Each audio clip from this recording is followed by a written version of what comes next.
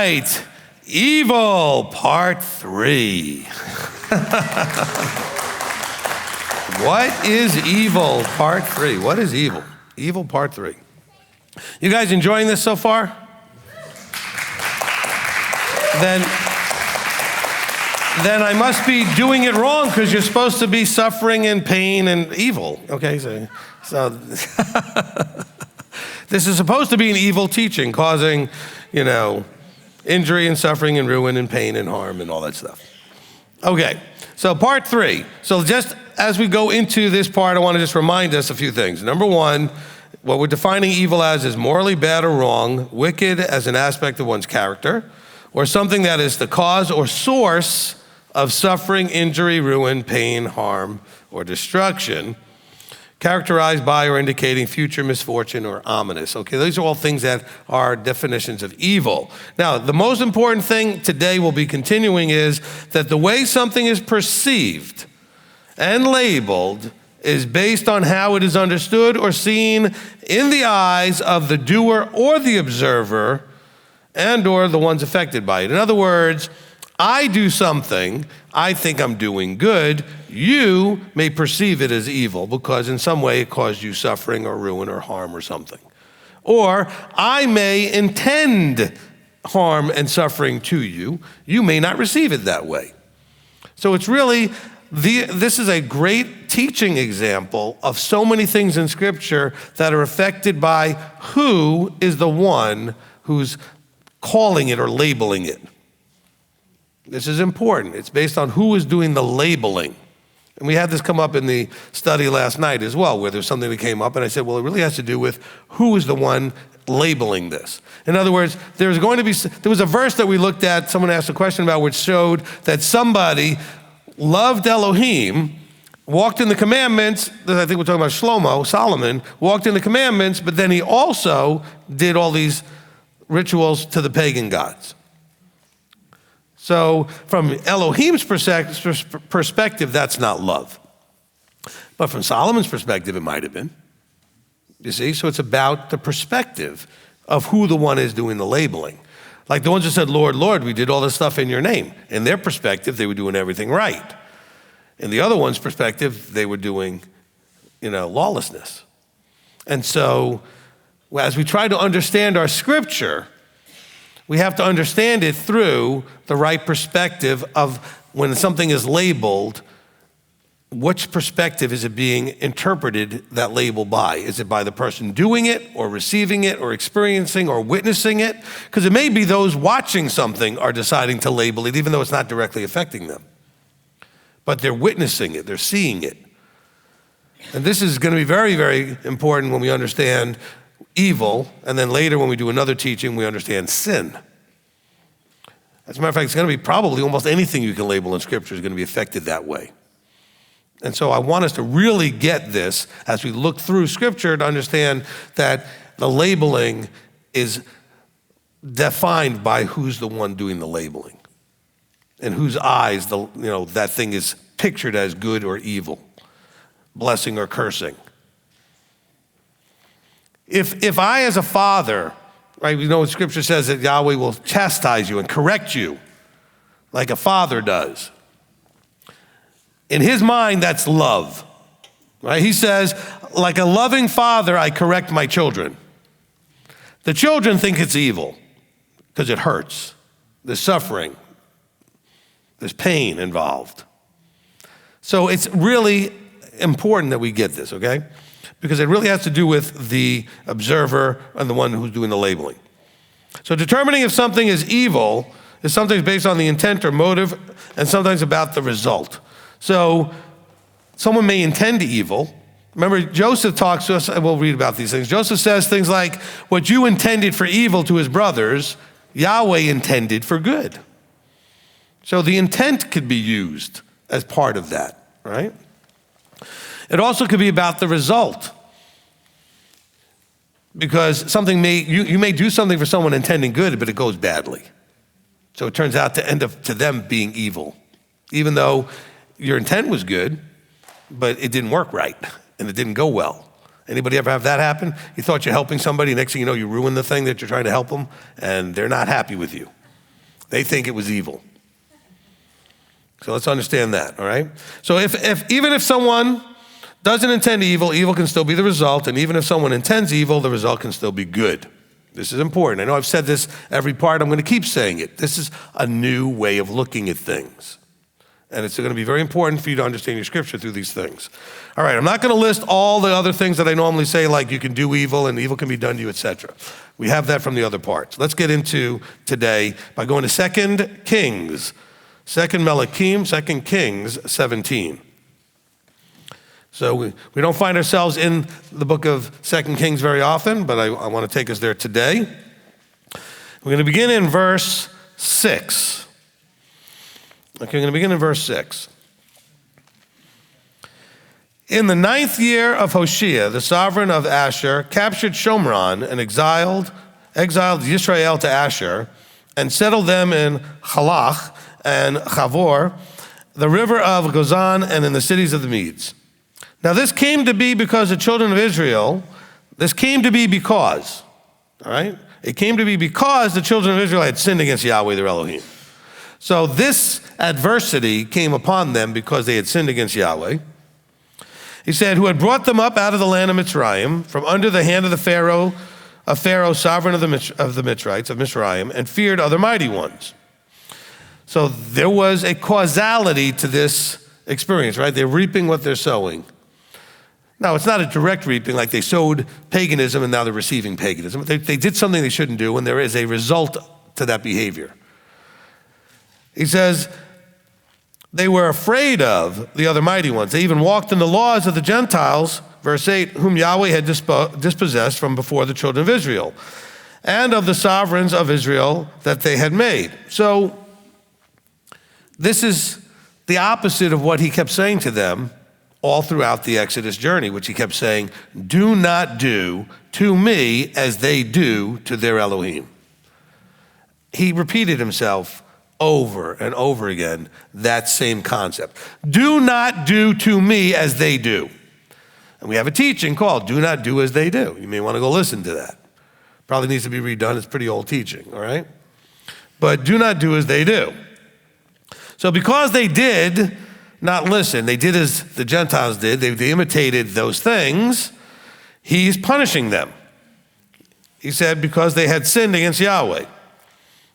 Now, he said, and the children of Israel, verse 9, the children of Israel secretly did against Yahweh their Elohim matters that were not right, and they built for themselves high places in all their cities, from watchtower unto the walled city, and set up for themselves pillars and asherim on every high hill and under every green tree, and burned incense there on all the high places, like the Gentiles whom Yahweh had removed from their presence. And they did evil matters to provoke Yahweh. Okay, so they did evil matters. Now, we're in this section. I forgot to mention where we are in the section here. We've been talking now for a week or two on the idea of evil as a mindset or state of being. Okay? We're not going to talk about doing evil or receiving evil, but this is about a state of being or mindset. We'll see how we get into that here. So he says here, they did evil matters to provoke Yahweh. So it wasn't that they were just did a thing and it was perceived as evil by Yahweh or them or whoever. This was now a mindset. They were doing this all the time, everywhere. This is who they were now.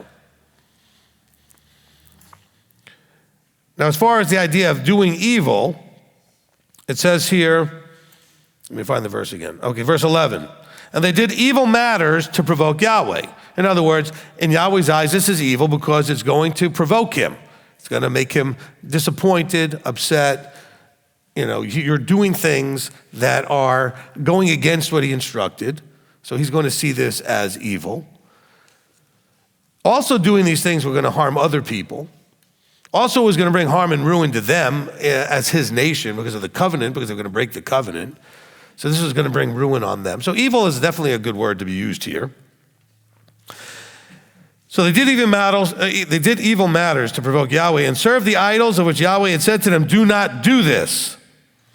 And Yahweh warned Israel and Yehudah through all of his prophets and every seer, saying, turn back from your evil ways and guard my commands and my laws according to all the Torah which I commanded your fathers and which I sent to you by my servants the prophets. Now, I want us to understand, and this could be really tough. We, I know, can look at this with our 2020 hindsight, so to speak, and looking from, literally 2022 is the year we're in, and we're looking back at events that happened so long ago, and we probably have a hard time fathoming ignoring prophets. Because after all, this is Isaiah, or this is Jeremiah, or Jeremiah told them that Babylon was coming. And he said, repent and all these things. The prophets came and warned them. And you're thinking, oh, I would have listened. Would you? And the reason I say would you is, it's not because you would have just had a bad attitude and rebelled. The problem always comes down to believing that this person really is a mouthpiece for Yahweh. Do you understand where I'm going with this? In other words, when Jeremiah, we know about this in the book of Jeremiah, that he said to the king ABC, and then another so-called prophet stood up and said, no, everything's going to be fine. And Jeremiah said, no, you're going to be dead. Okay? But what were the people to know? How do you know who is who? Yahweh said, I sent the prophets to warn you. Do you know we have a greater exodus coming? We've got all these things that are happening. You don't think he's still talking to us through prophets on some level? At some point, there should always be somebody out there warning us of what we need to do, encouraging us, all the things that we need to do, so that we can get to where we need to get, the way he has designed it to be, so we can follow through with his intentions. Because look what it says that the prophets did. He said, the prophets were saying, turn back from your evil ways, guard my commands and my laws according to all the Torah, which I commanded your fathers, and which I sent to you, my servants, the prophets. This isn't about the prophets speaking about revelation, speaking about end times or eschatology. They said, you need to change your behavior. You're making bad decisions, and this isn't going to go well for you. If you want this to go well, you have to repent and make teshuvah and turn back to the way that you're supposed to be. The way of, so he says, turn back from your evil ways, doing things, the ways that bring ruin, destruction, etc., harm, suffering, and go and guard the commands and laws which bring all the good stuff. So when there are people out there encouraging you that same stuff, that doesn't make them necessarily, but it certainly sounds like a prophet. The ones who are trying to get you to do what you're supposed to do. Yet everybody gets all excited about what they call prophecy. And all these so-called prophets all over the internet that they're finding, mostly in the mainstream, okay, who are saying what's happening in the future and the end is coming and blah, blah, blah. Well, look, the end has been coming for a long time. We've known it for a very long time, and it is coming. And I don't want to sound wrong, hear me through, but I'm going to say, so what? We know it's coming. When I say so what, not so what that it's coming, I'm like, so what that you know? It's been coming, and lots of people have lived and died knowing it was coming. So why is that so important? It is coming. And so is Messiah. All these things we know. What you need to know is what's going to make the difference in your life when it happens. What is going to make the difference in your life when it happens? Only one thing. Are you doing this? Are you guarding my commands, my laws, according to all the Torah which I commanded them? Knowing all the details of what's coming is not going to get it done. It's not going to get it done. He has told me from the beginning of when he started me doing all of this, tell them what they need to do and tell them that if they do what they need to do, they'll be where they're supposed to be. That's it. Teach them what they need to do and tell them if you do what you're supposed to do, you'll be where you're supposed to be. Whether you knew every detail about what that looked like doesn't matter. What you need to know is what to do, how to do it, when to do it, where to do it, why to do it, and have your heart behind it as you come through the doing more and more into the transformation into Yeshua. That's the only thing that's going to make any difference. And so the nation kept deciding here and in other places to imitate everything else that was out there because for whatever reason, it's the thing that most people were doing. And we don't like being isolated and looked at and ridiculed and mocked and doing this different thing. We want to fit in with everybody. And so we want to make sure that what we do appeals to them. And Yahweh says, I called you to be set apart, to be different. He calls them a peculiar nation. Anybody feel like the people around you think you're pretty peculiar? And that's a nice word for what they use, probably. You guys are strange. That's probably what they're thinking, right? And so while we're going through this transformation, we could struggle with the peculiarity factor, the everybody eye is on me and nobody likes me and they don't know what I'm doing and they think I'm wrong and I'm doomed and all of whatever else they're saying. And then there could be that thought, I don't like the way this feels. Maybe I just need to go and do what they're doing and then I won't feel this way anymore. This need for the wrong, I have to make sure I word this right. This need for acceptance from the wrong people. That's the way I think I want to say it there. We have this need for acceptance. And he says, if you obey my commands, I will accept you as my people. But we somehow have this need for acceptance from the wrong people. And we want to please the wrong people. So we can get that affirmation from the wrong people. Hey, we're proud of you, we're pleased with you, you fit right in. And in Yahweh's eyes, this is evil because it's going to bring you ruin. See, he has a covenant. We're in 2 Kings. In every Bible I know, that comes after Deuteronomy. Okay? And in Deuteronomy, he tells us in chapter 28, if you obey, you get all this wonderful stuff. And if you don't, you get evil. In other words, harm, ruin, suffering, pain, everything. That's what cursing is. If you are under cursing, you feel that it's evil. In other words, you are in pain and you are suffering and you're miserable and you're frustrated and nothing's working and all this other stuff. You would call that evil. And so they know. And so when he says your choices are bringing evil on you, just like I promised it would. Look, if we're going to believe him, we have to believe everything he said. And so when the bad stuff happens, that should encourage you that he's telling the truth just as much as the good stuff. Okay? I'm sorry I interrupted the clapping, but I'm trying to, this is so important. We have to stop playing. And I know some of you think, I'm not playing. Well, but you are. You're taking it serious only to a point. And then you're waffling between, you understand what I'm saying? Well, not you. You're always waffling. It's his name. What can you know? All right. But you're there you go. We got you on the camera now. All right. So, there's this issue where I know we're serious. I mean, if you wouldn't do all these big changes in your life if you weren't serious, at least to some degree, on some level.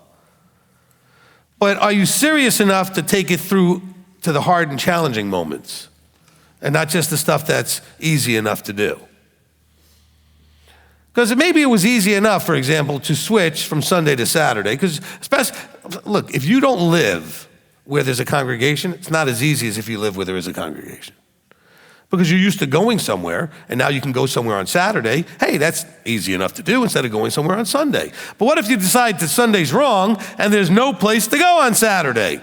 Now it's not so easy. Because you don't have all those people with you who are walking the same walk, who are giving you encouragement to say, hey, you're in the right place. You're off on your own. That's why we stream this. We stream to give somebody out there who doesn't have a place to go something to attend, so you feel like, hey, I'm with the brethren. I have family that's doing the same thing that I'm doing. They're actually going through the same struggles. But what happens if you even have that easiness of going from Sunday to Saturday because there's a place to go, when all of a sudden now your boss wants you to work on a Saturday? Or there's a wedding or a funeral or a birthday or something going on in the family on a Saturday. Or there's some other temptation of something that's an opportunity for you on a Saturday. Or somebody gives you, college football tickets that you can never get a hold of for free on a Saturday. We had a guy go through that one time, and he went to the game. And I teased him relentlessly. And then he quit. Not immediately. And by teased, I mean he showed up and I said, how was the game? I mean, I didn't tease him saying, what's wrong with you, you moron, why'd you do that? I just let him know that I knew he went. And then he tortured himself with the guilt and everything else. All I did was look at him with a big smile, knowing smile on my face. I said, how was the game? He's like, oh, you know about that. Yeah. Didn't we know that everything that's hidden gets revealed? Moses looked everywhere and still didn't realize he was being watched. And then he killed somebody, right? And so what do you do at the moment when it's not so easy? What choices? These are people, we look at them, we watch them, we go, why would they do all of this? You've never lived in a world like they lived in, with that level of paganism going on around you as really the pulse of the community, where people participated and went and did these things all day long, every day. It was a very big part of everyday life. It was a huge part of everyday life. You know, if you are a secular person today, like if you're a secular person today, you could probably walk around most of your life and really have no idea how much religious stuff is happening around you. Because it just happens sort of quietly where it does. And if it's on TV, you could always turn it off or switch a channel. Like it's not, look, I grew up in New York as a secular Jew. I had no idea that there were religious people going to church all the time and everything else, because I didn't participate in it and it wasn't in my face everywhere.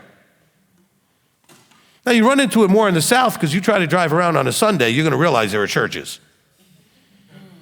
As they're blocking all your roads and the traffic's everywhere if you try to go eat in a restaurant. But if you're in most other places of the world which are not, where there's like a church in every corner, you could live your life and not have any idea.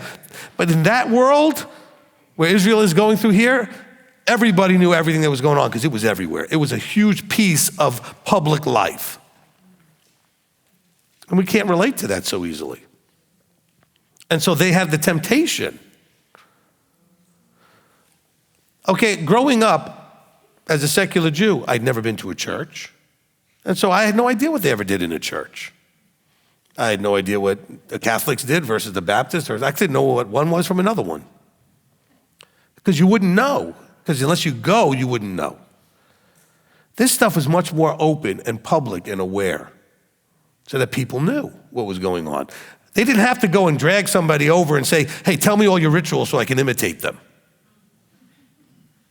They were able to watch, observe, and say, oh, that looks fun, let's do that.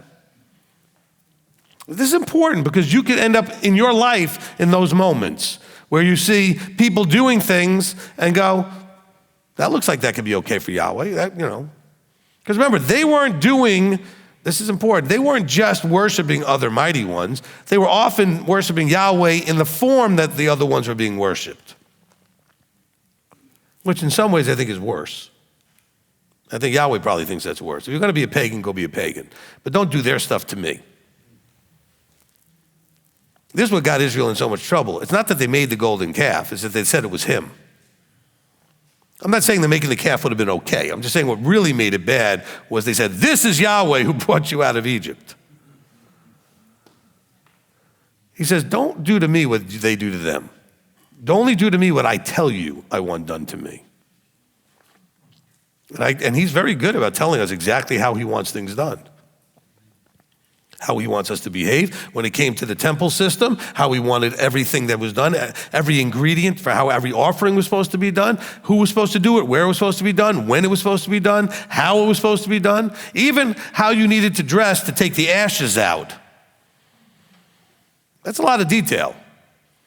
He says, but don't just do whatever you want in doing, worshiping me. By the way, that then comes to us today. How does that apply to us today? In terms of how we treat him in our own way that we think, and we see other people doing certain things. Is that okay? Is it right? Some things maybe yes, some things maybe no. I don't know.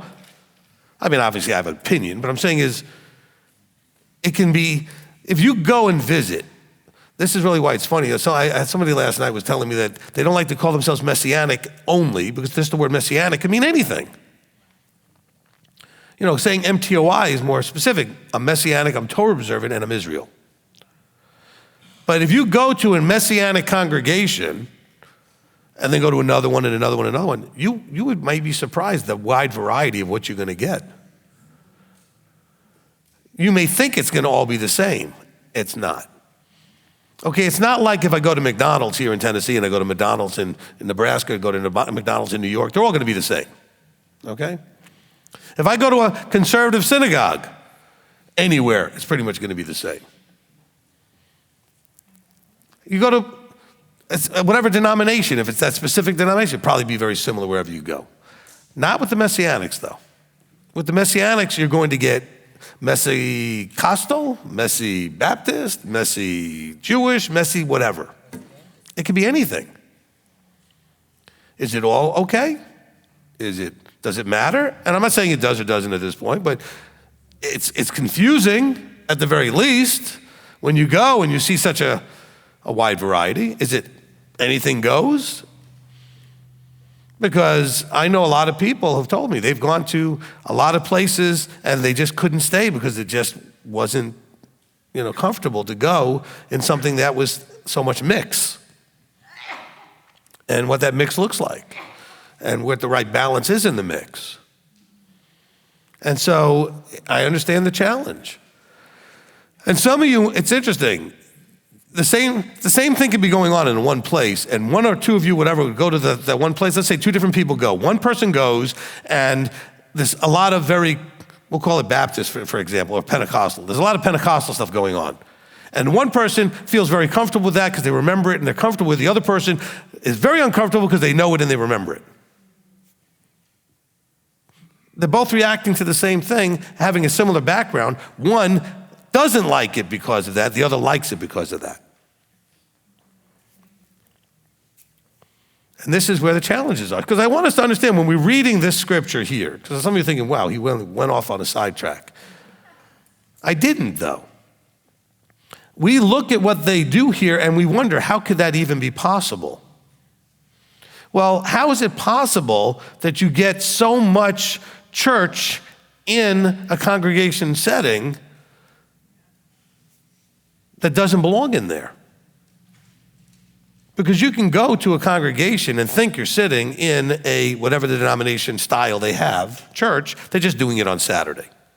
And maybe they have a few Hebrew words. And so don't be surprised that we can't end up like this in some way. Maybe not as openly, overtly like this, but this is where things happen.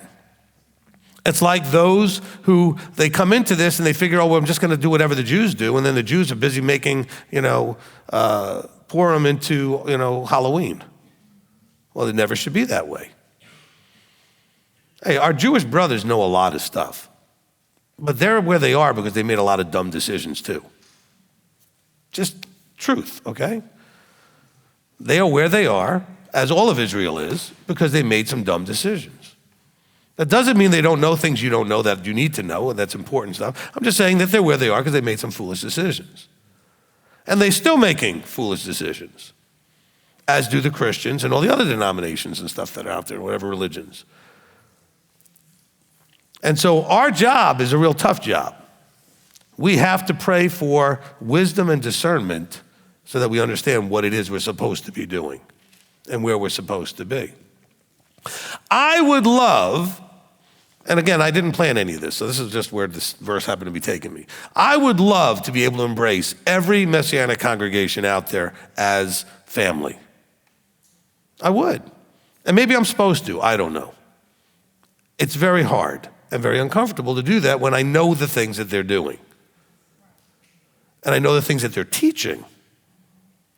And so that becomes a challenge. So how do you deal with these things? We live in a very challenging time with a very difficult environment to work within. They did too, is what I'm trying to say.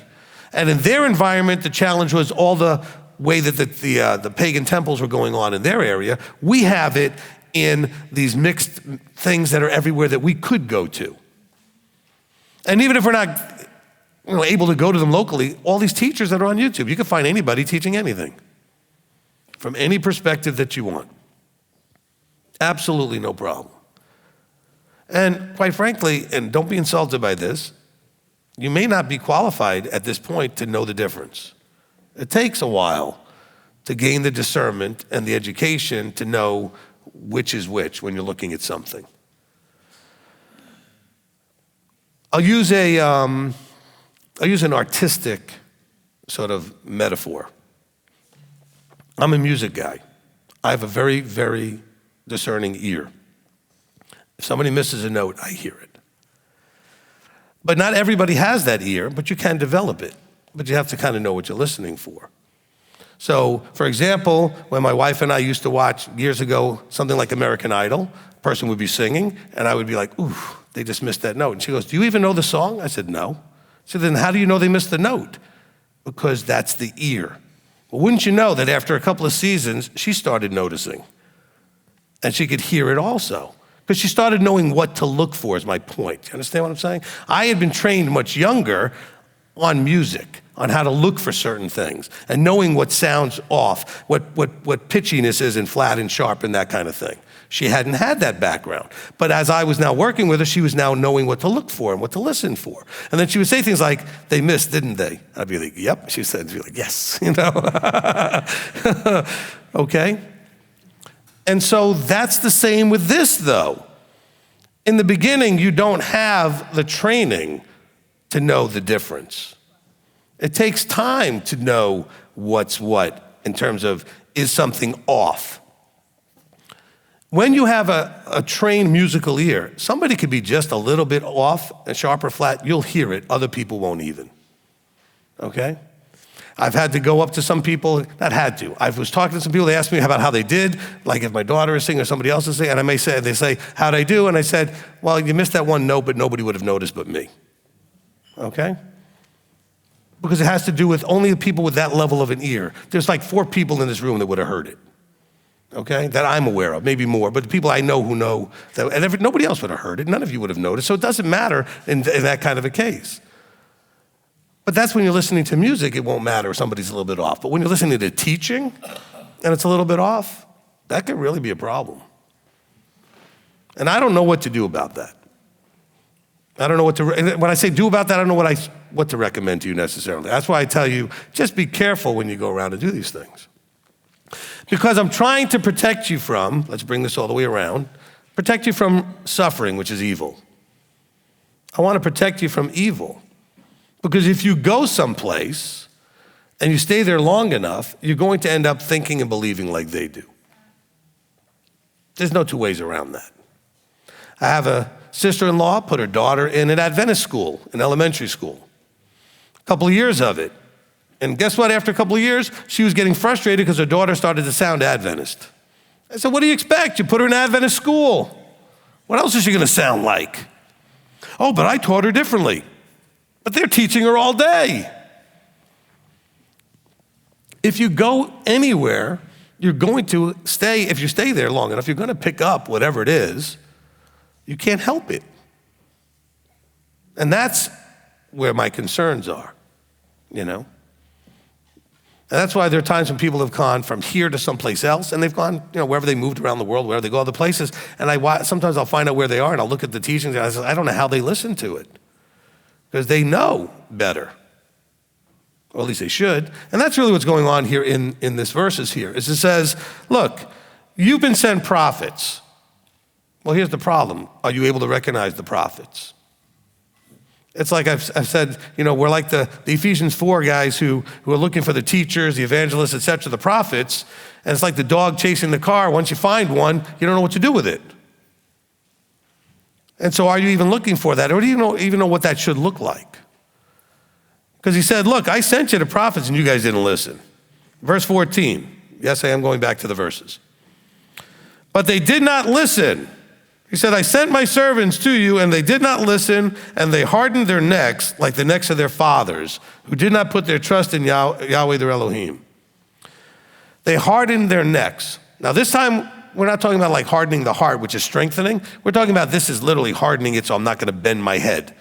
See, stiff neck has the idea of bowing to somebody. If your neck is stiff, you can't bow your head, you know, to give deference to somebody else.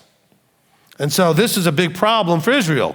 That's why they were called a stiff-necked people, because you come before authority, you were supposed to defer by bending that neck, lowering your head. He said, oh no, they had necks like their fathers. Now their fathers, through the first 5 books of scriptures, were always referred to as a stiff-necked people.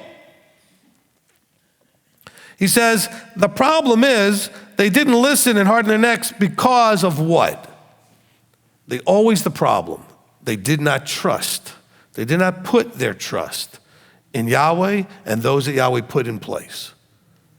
They did not put their trust in Yahweh, their Elohim, and rejected his laws and his covenant that he made with their fathers and his witnesses which he had witnessed against them, and went after worthlessness and became worthless, and after the Gentiles who were all around them, of whom Yahweh had commanded them not to do like them.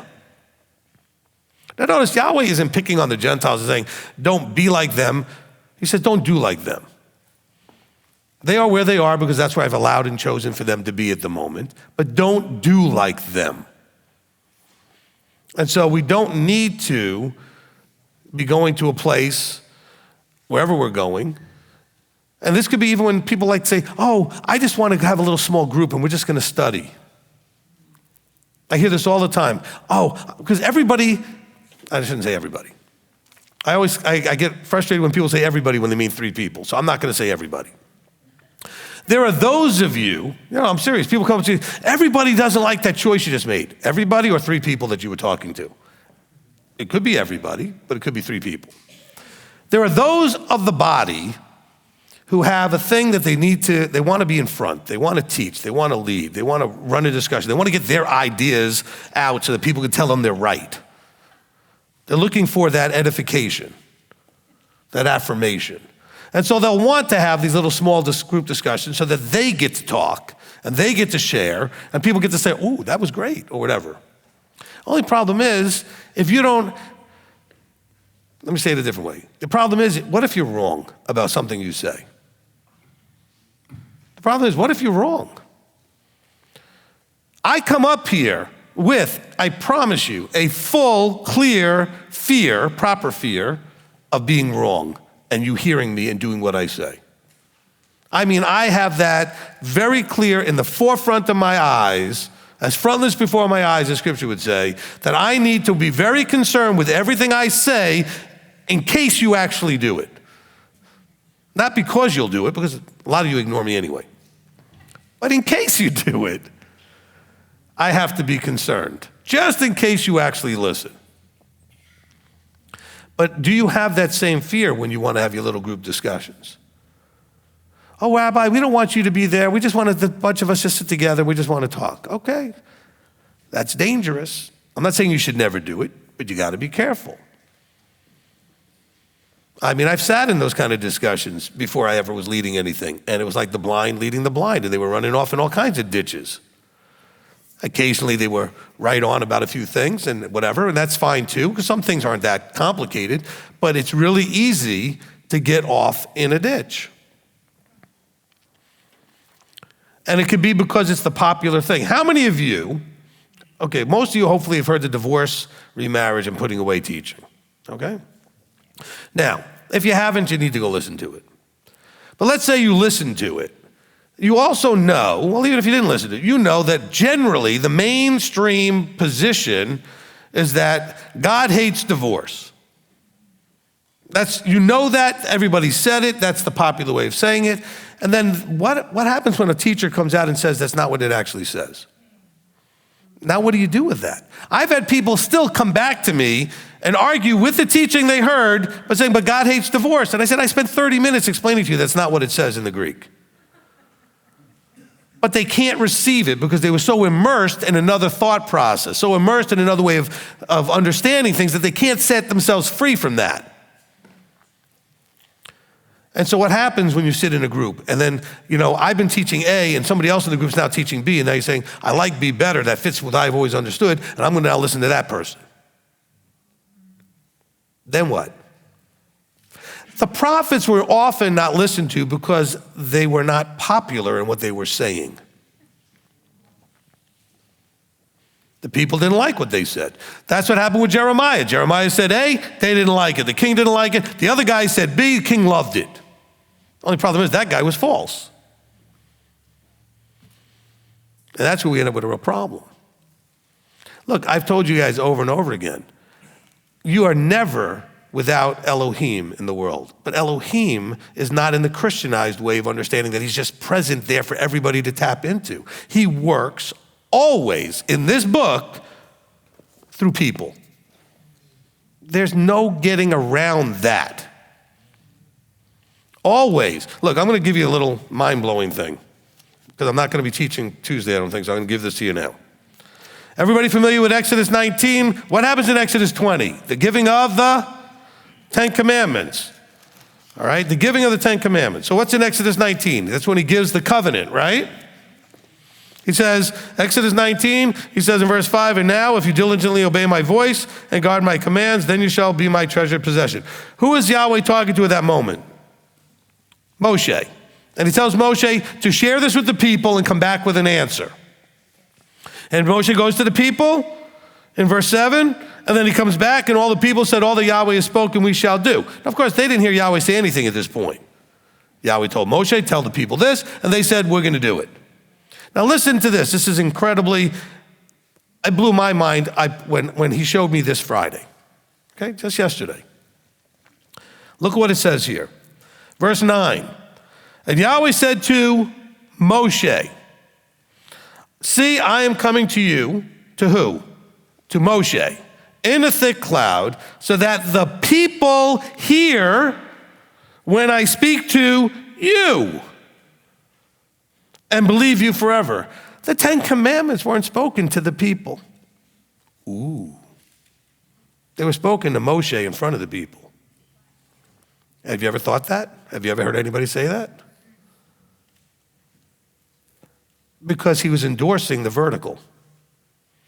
He says, because I speak to you, they don't know that I'm really speaking to you. If Yahweh actually spoke to me and said something and I told you said it, how would you know he really said it? Right? How would you actually know? Lots of people claim Yahweh's speaking to them. Oh, God told me this and I heard his voice. How do you know? They're claiming it, but how do you know? So he says, Moses, they will believe you forever because they're all going to hear me speak to you. Wow. And believe you forever what you say I said. But can we believe that that's the way he works with prophets, that he actually speaks to them, even though we don't get to hear it, and that they, so how do you know? This is the really hard thing with our lives. This goes back to the problem in verse 14 of 2 Kings 17 here, is that they didn't put their trust in Yahweh. How can I trust that they are representing Yahweh? Because when it says they didn't trust Yahweh, they never spoke to Yahweh. They were speaking to the prophets. They were speaking to whoever was speaking for Yahweh. So they weren't trusting that Yahweh told them these things. I don't believe you. Yeah. All these warnings of terror, doom and gloom, so what? They weren't trusting Yahweh through the structure. And that brought evil, suffering, pain. See, we need to be looking for him through whatever vessel, through whatever vessel he's using. Is he using every guy on YouTube that's teaching? I don't think so, but then you have to figure it out, right? Is he using every congregation? I don't know what to tell you to say this is the answer. You need to figure this out. Where are those Ephesians guys that are doing the apostle, the prophet, the teaching, the evangelist, and the shepherding? Where are those guys? Because we're supposed to still have them around. And he has not left the people ever without somebody speaking on his behalf. We call those prophets. Not the guys only talking about end times.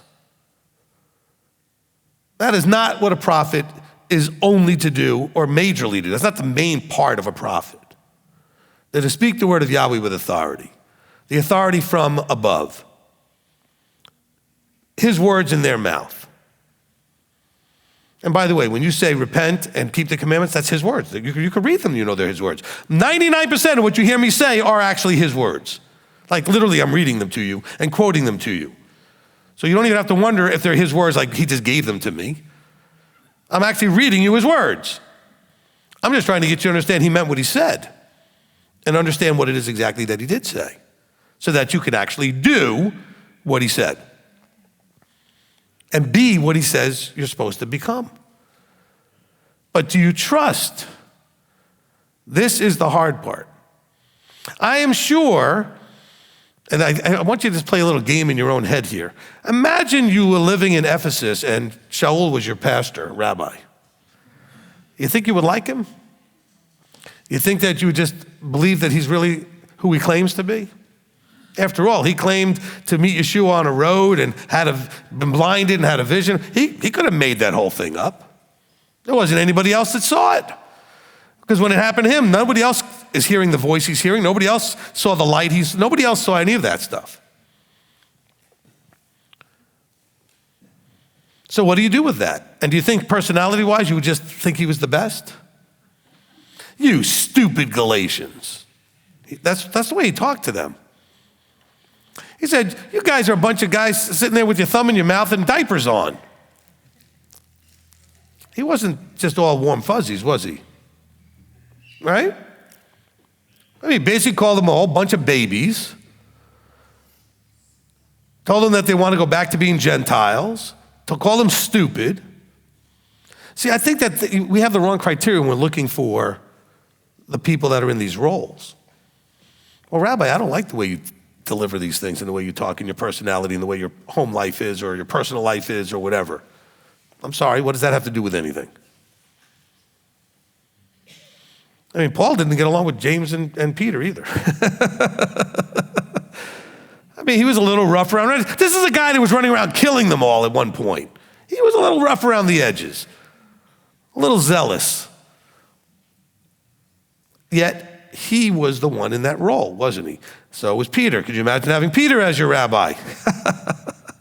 Yeah, I'm sure everything with him wasn't extreme. But could you imagine? He was ready to cut somebody's head off. He was not aiming for the guy's ear. All right? The guy moved, probably ducked his head and took his ear off. And so, but I just don't think that we understand all that. Even I think Yeshua would have been rough. He said a bunch of things and people stopped walking with him. I don't know what we're looking for or what you're looking for. I know what I'm looking for. And I'm telling you, on a regular basis, I go on the internet looking for it. I'm looking for other people that are doing this thing. I'm looking for those fivefold guys so I can partner with them. And I'm not finding them. I'm not saying they're not there. There's so many. But what are you looking for? And again, this is not me making a case for me. This is what's going on here, okay? And how they got in trouble. They got in trouble because they weren't following the vertical aligned instruction and guidance. They weren't trusting Elohim through his structure. Can we not agree that that's what's happening? Is there any other reason for what's happening here? Evil is going to come when we don't align in the vertical. This happens in your house. If the husband is not the head like he needs to be, and the wife isn't where she needs to be, and then over the children, you have problems in the house. When the vertical is messed up in any company, go into a corporation where there's a problem where the one higher is being usurped or undermined or whatever, it doesn't work. In any structure where there is an authority structure, if it's not lined upright, it doesn't work well. It can't.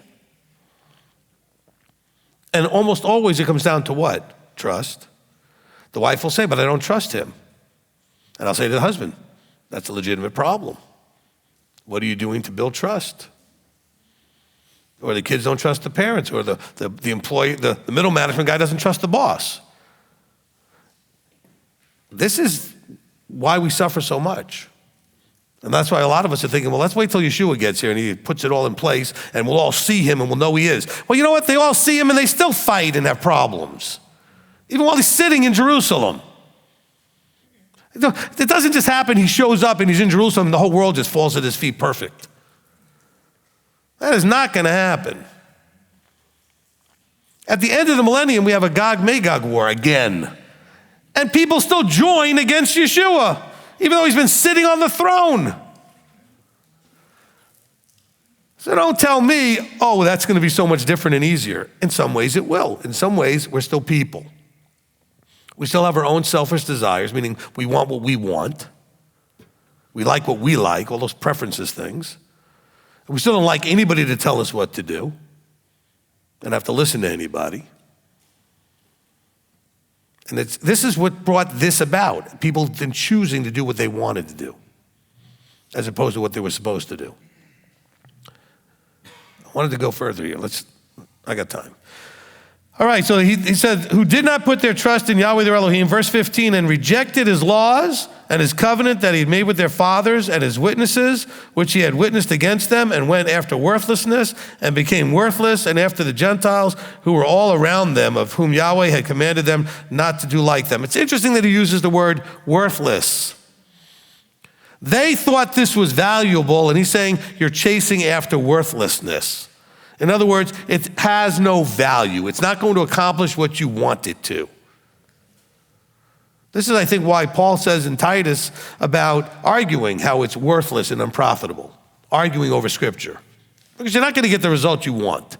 To argue about it, to discuss, to even have a good debate maybe, but to argue. Remember, the difference between debating and discussing and arguing is that in arguing, each one's talking and no one's listening. In a discussion or a debate, each one's talking, the other one's listening to consider what the other one said, even if they don't agree. So he's saying arguing is unprofitable and useless and worthless because nobody's listening, everybody's just talking. I'm making my point, you're making your point. Neither one is listening or considering what the other one is saying. So when they were doing what they were doing, they broke covenant, which brings suffering, because he said that in Deuteronomy 28. And they chased after worthlessness for what? He says it's not going to get you anything anyway. So you're going to give up everything for what you think is of value and it's not. Very, very unfortunate, foolish, sad. Verse 16, and they left all the commands of Yahweh their Elohim and made for themselves a molded image, 2 calves, and made an Asherah and bowed themselves to all of the host of the heavens and served Baal, and caused their sons and daughters to pass through the fire and practice divination and sorcery, and sold themselves to do evil in the eyes of Yahweh to provoke him. So Yahweh was very enraged with Israel and removed them from his presence. None was left but the tribe of Yehudah alone. So this is when he took the northern kingdom away. Now, bear in mind, as this is going on, he's saying that he was enraged with these behaviors. And you're thinking, I don't bow down to Baals. I don't make Asherah trees. I didn't do. When you are in your cultural time worshiping him as they worship him, you're still doing the same thing. They don't do that today. They do other things today. And you can do those other things today and be thought of by him in the same way. It's just different today. Okay? So they had molded calves. We have other things that we do. We have to look at it from those perspectives. Because this is something that enraged Yahweh to the point where he says, fine, you want to be like the Gentiles? I'm going to have you scattered amongst the Gentiles. Have fun. Verse 19. Yehudah also didn't guard the commands of Yahweh their Elohim, but walked in the laws of Israel, which they made. So they're going to come up with their own version of what Yahweh wants. They made their own rules. He says, and Yahweh rejected all the seed of Israel and afflicted them and gave them into the hand of the plunderers until he had cast them out from his presence. For he tore Israel from the house of David, and they made Jeroboam, son of Nebat, sovereign, and Jeroboam drove Israel from following Yahweh and made them commit a great sin. Because remember, this is during the Jeroboam deal, okay? The Jeroboam is Jeroboam-Rehoboam thing, right? And so you have Rehoboam staying as the sovereign in Judah, and then Jeroboam taking them away. Okay, and this is where Yahweh says, that splits of me, leave it alone, it's part of my plan for the nonsense these guys are doing. He said, the children of Israel walked in all the sins of Jeroboam, which he did. They did not turn away from them. So what did Jeroboam do? Once he went north and he took them away, what did he do when they split? He set up another temple in Dan. He told them, don't go down to Jerusalem like you're supposed to make the sacrifices. He did these things that should not be done. He changed feast dates. He made a mess of things. Verse 23. Well, actually, we'll continue to start with 22 again. The children of Israel walked in all the sins of Jeroboam, which he did. They didn't turn away from them until what? Until they were suffering evil, until they were in pain, until Yahweh removed Israel from his presence, as he spoke by all his servants, the prophets. So Israel was exiled from their land to Asher, as it is to this day. So all of this is because they didn't want to turn back. Now notice the verse was talking about early on. He says that they were saying in verse 13, this is the key. The prophet said, turn back from your evil ways. At this point, it's a state of being. It's a mindset. It's their behavior pattern. It's not just something that they're doing occasionally. All right? Most of us cause somebody suffering every now and then. And to them, that may be evil. This is something that they became. Their ways were evil. Not like they did evil occasionally. Like you are all sinners, okay? By the way, people would normally talk about that in like Christianity especially. No, don't think of yourself that way. That's a state of being. You all have sinned and fall short and will again sin and fall short, but you're not a sinner as a state of being. If you repent, make teshuvah, and do the things you do. If you don't, then you are a sinner as a state of being. You see the difference? They were evil in their states of being. That's what they did. Their ways were evil as a consistent lifestyle. And so I want you to know that evil is something that you can be as a state of being. So hopefully it's very important that we get this here as we're kind of tying these things together. All right, let's go to, do I have time? Sure. Let's go to Job. I said we're going to cover some things that we don't cover often. So let's go to Job. We're going to begin in chapter 1. Okay? Job chapter 1 and verse 1.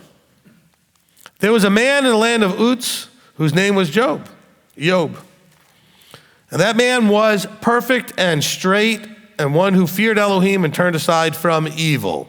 So the whole book is going to be about a man who had, the Hebrew word there is tam, like for perfect, or had integrity.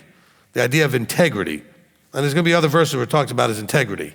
So he had integrity and he was straight. In other words, he did what he was supposed to do in his covenantal relationship with Yahweh. This man was perfect and straight. So perfect meaning he was integrity. His integrity was filled to overflowing, and he was walking the straight path. Why? Because he was one who feared Elohim. And it says, and he turned aside from evil. Now, let's understand what it's talking about here, this turned aside from evil. He wasn't doing anything to cause anybody harm, okay? Turning aside from doing what what brings evil on yourself. So he's not going to do stuff that brings evil on himself, and he's not doing stuff that brings out evil on other people. That's the idea of turning aside. There was an opportunity to do something that might have caused somebody harm or suffering, so he avoided doing it. There was things that would have brought harm on himself, so he avoided doing it. Does that make sense? So that's the idea of turning aside. So I don't want you to think it's just simple. It's a very big thing. It's encompassing a lot there. Opportunities there, I'm going to think about if I do this, is it going to hurt somebody? Is it going to harm them?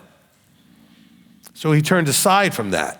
Now, some things are unavoidable, but if you can avoid it, that's what he's saying. He made every effort to turn aside from doing anything that would cause somebody evil or that would bring evil on himself.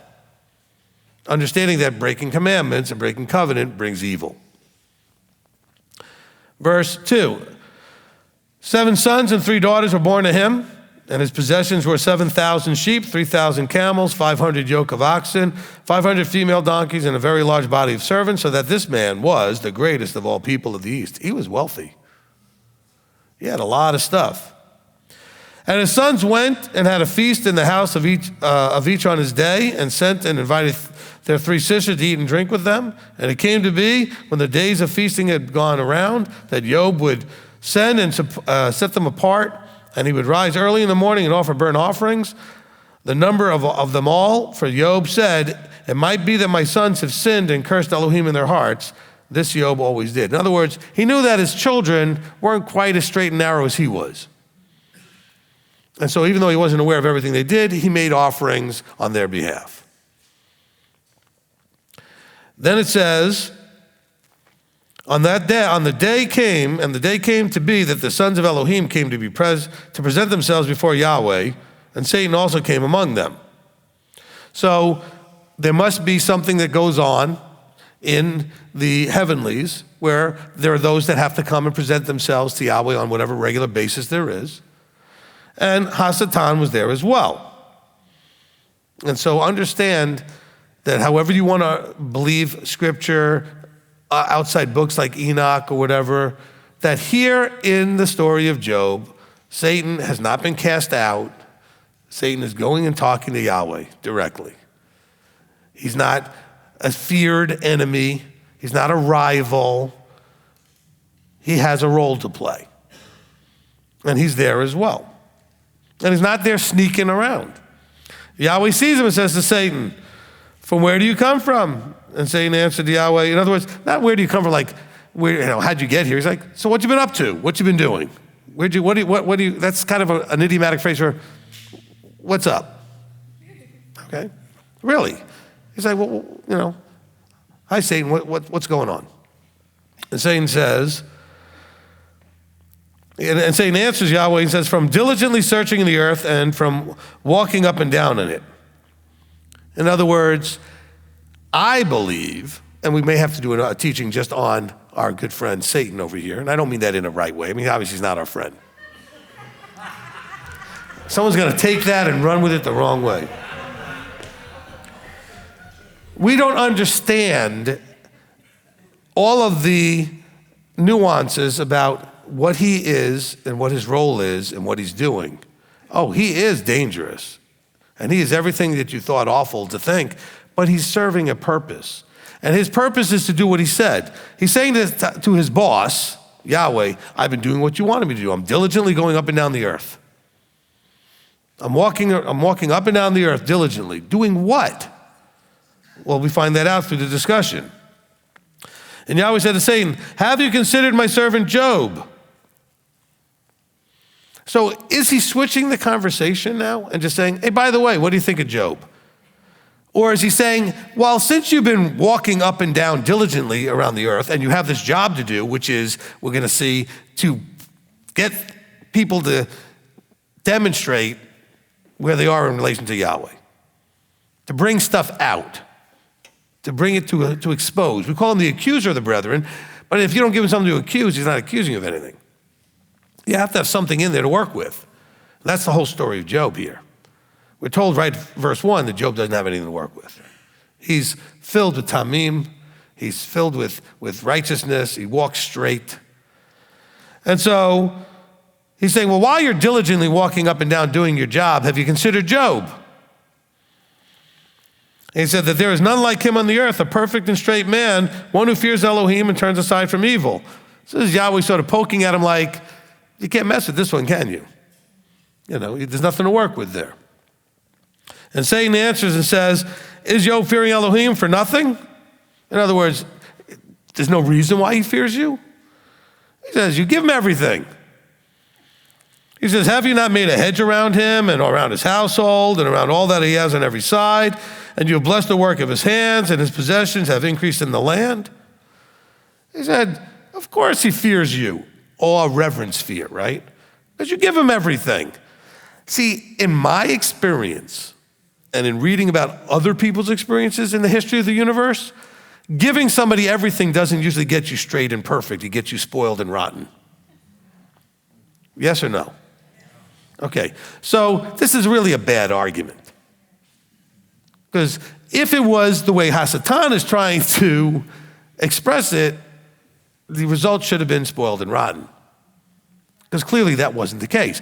This is Deuteronomy 28. Job was doing what he was supposed to do, and he was getting all the blessings of it. Okay? He wasn't doing because he was blessed. He was blessed because he was doing. Let's not get it confused. He says, but stretch out your hand, please, and strike all that he has, and if he would not curse you to your face. It irritates Hasatan when we won't give him stuff to work with, because he wants us to curse Yahweh to his face.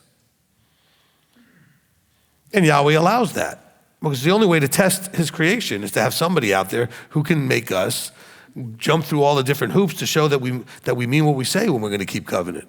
We mean what we say when we're going to love him above all others. That we mean what we say when we're going to get off the throne and let him rule. Somebody has to test that somehow. So he created a being. That's the whole point, is for him to test all that. And so he said, yep, I've been doing my job. I'm going up and down the earth diligently. I'm looking so I can test everybody.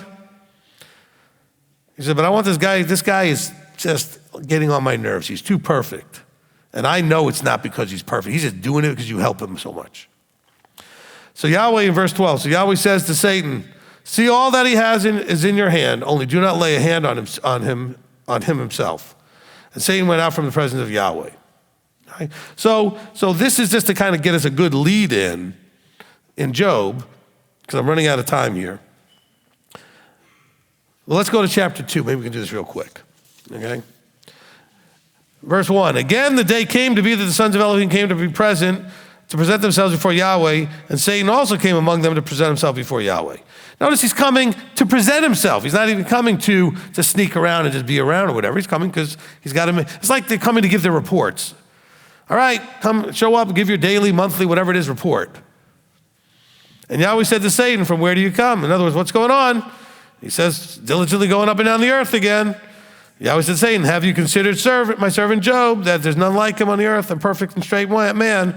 This is the same conversation, right? And then he goes, and still he holds fast. Now listen to what happened here. He's one who fears Elohim and turns aside from evil, and still he holds fast to his integrity. Listen, although you incited me against him to destroy him without a cause, and still he holds on to his integrity. And Satan answered him, and Yahweh said, skin for skin, and all that a man has he would give for his life. But stretch out your hand, please, and strike his bone in his flesh, if he would not curse you to your face. And Yahweh said to Satan, see, he's in your hand, only spare his life. Now bear in mind that in chapter 1,